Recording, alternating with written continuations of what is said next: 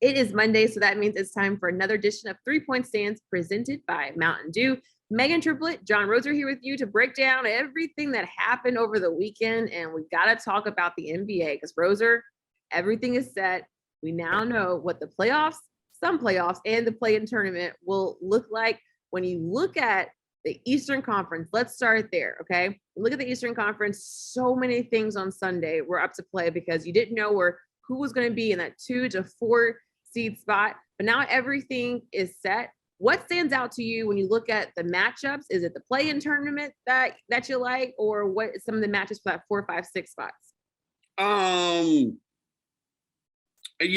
Obviously Brooklyn, if they win and they get 7, then they get Boston. If they lose and then they beat Charlotte or Atlanta, they get 8 and they get Miami. I'm guessing they're going to beat Cleveland. Cleveland just hadn't been the same for a while with all the injuries they've had, but you never know.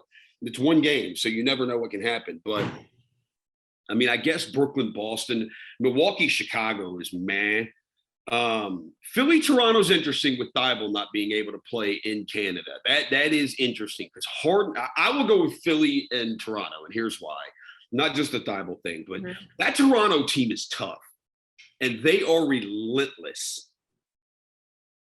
And James Harden, I think that hamstring injury is bothering him. And I could see Joel Embiid's no doubt the best player in the entire series, and he just may be so awesome to win them the series. Like that's certainly not out of the question. But I'm not going to be shocked if Toronto pulls an upset there. I agree with you. I think you look at it. I think on Sunday night, that Sixers-Toronto Raptors matchup got even more interesting, especially with the news that Matisse Thybulle won't be able to play in Canada due to their vaccine rules. And we knew that was going to come into play of like, okay, what team gets it? Certain teams had already came out there and said, hey, we're fully vaccinated. We have nothing to worry about. But here's the Sixers group who's dealt with so much when it comes to off the court. And now you're adding this to the factor. I think that's going to be an intriguing matchup because the Raptors have changed and turned things around drastically in the last 3 months. But I agree with you. I think that Nets Cleveland Cavaliers game is intriguing because we were all expecting the Nets to very well beat the Cleveland Cavaliers. And it's so hard to say that because Cleveland has been such a hot team, but the injuries has been the biggest thing in these last couple of months since All-Star break. And they might not have Jared Allen play. And so I think that's going to be a huge factor. But you look at Brooklyn, and now here we are still talking about Ben Simmons because it came out yesterday that Ben Simmons might be able to be ready for round 1 if they get to round 1.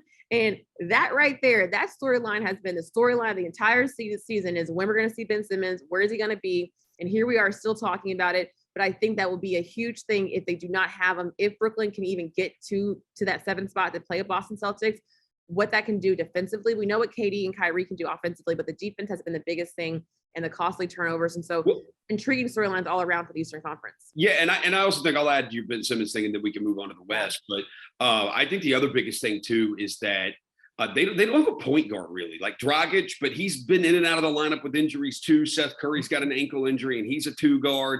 Patty Mills is a 2-guard. Like, that's the thing with Ben Simmons also. It's not just his defense. Like, he's a point guard. And he can pass the ball, and he can get the ball to KD and Kyrie in spots that they like. Now, do they have enough time to develop that chemistry? We'll see.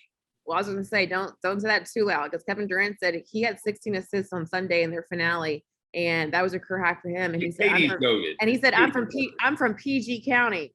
We've been having point guards. So look, KD's my favorite non-Grizz player. I know that is. So hey, I'm surprised you said that. He's from PG. He's been here before, but we'll have to wait and see. But I definitely agree with you on that. Let's now get to the Western Conference because that's where our Grizzlies are at, and everything is set. We're going to sit here and wait for the Grizzlies' perspective. We're going to wait to see the winner of the Timberwolves and the Clippers. But when you look at the play-in tournament, you got Pelicans and San Antonio, and then the Dallas Mavericks will take on the Utah Jazz. Golden State Warriors will take on the Denver Nuggets.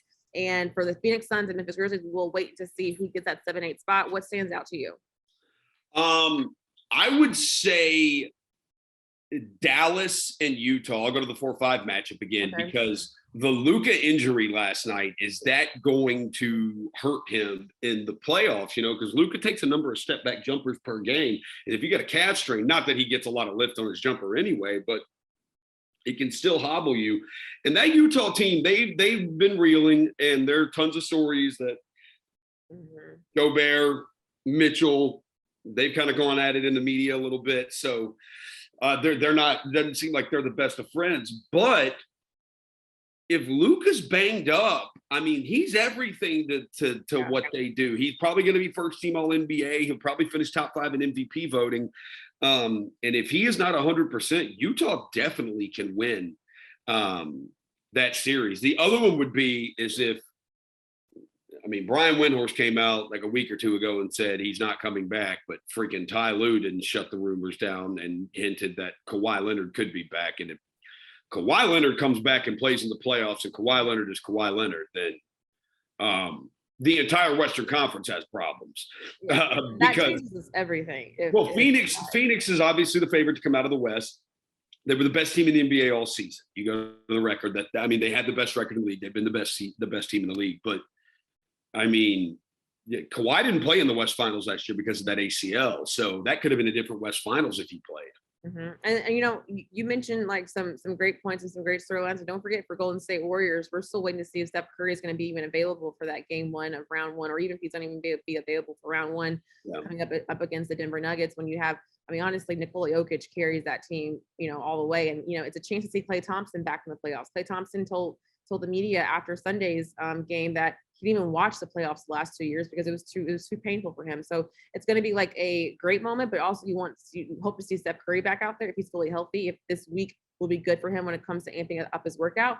And I gotta say, the Grizzlies in general just intrigues me all around as we wait to kind of see who we're going to take on, whether that be the Timberwolves. And we know that the matchup and how he played against the Timberwolves, like their big three, like they have solidified themselves to be considered and called the big three. And for the Clippers, we played them very well this season, but the Clippers team has changed a lot with like Paul George being injured, coming back from his injury, and then Norman Powell being added to the group. And like they did a lot during the trade deadline, and they have the Clippers kind of figure some things out. But I have so much faith in the Grizzlies. But that's the biggest storyline for me coming out of the Western Conference. Let's now get to some other stories, because now that we got to this point, the next question is, who is the MVP, Roser? Who is the MVP? And the top three candidates, I'm going to say Embiid, Jokic, unless you add someone else, and Giannis in there, because that's what everybody was watching for. But who is your MVP? I'm going to go off the board here. I think he's got a chance. I think he could finish top 5. I'm going to say it's the guy we saw last night, Jason Tatum. He has taken his game to a new level. And in the month of March, he averaged, that's a whole season award, but he's been awesome this season. But month of March, he averaged, I think, 34 a game on 55% from the field and 45 from 3. Last night, he scores 31 on 14 shots and was just, I mean, it was ridiculous how awesome he was. He has the best net rating in the league of all these guys. He's plus 12 over the course of the entire year when he's on the court. That's what Boston is. He also has the best defensive net rating in the entire league. His defense doesn't get talked about enough, because you do have Robert Williams, who obviously is out right now, and you do have Marcus Smart, who may win Defensive Player of the Year. Hopefully Jared does. Marcus Smart may win it. But I think that's gone underlooked. Tatum has really evolved his entire game, and he is the reason that the Boston Celtics can win the NBA championship. I agree with you. Jason Tatum has taken it to a whole nother like notch of his game, and it's been impressive to see, especially what this Boston group has done. Well, and I know you love Duke. I do like Duke, but you know what? Look, I didn't even choose a Duke player, so here I am. I'm gonna go Joel Embiid, and shout out to him. Kansas. I'm gonna go Joel Embiid on this one, just because of like he won the scoring title. He gets it for points averaging into the whole entire season. The first time a center has done this in Shaq. And I know we've talked about like there are 5 or 6 guys you can give Embiid, Jokic, Giannis, Tatum, Luka, Devin Booker. If you gave it to any of those 6, I'd be like, okay, that's cool, whatever. And like what his average numbers to be averaging over 30 plus points per game, it's like ridiculous. And you know, we talk about different guys being the stars. Like he is that team. Like he has carried that team. That team would be a totally different situation. Jokic is the same way too. Jokic is the same way too.